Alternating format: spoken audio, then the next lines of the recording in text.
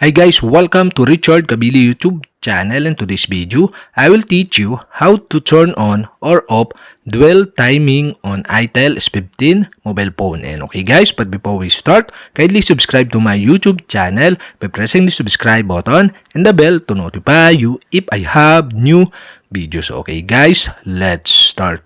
So okay guys, here in your itel S15 mobile phone, you'll have to do is go to settings. In settings, scroll down and go to system. Here in system, scroll down again and go to accessibility.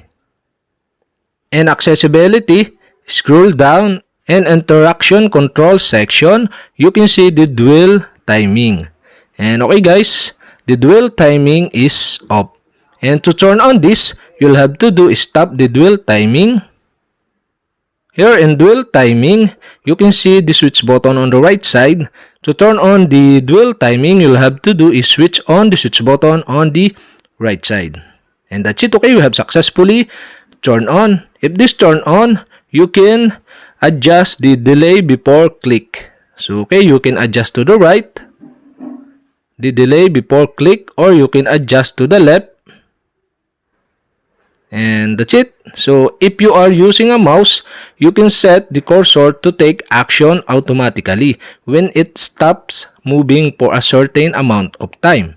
And that's it. Okay, we have successfully turned on the dual timing.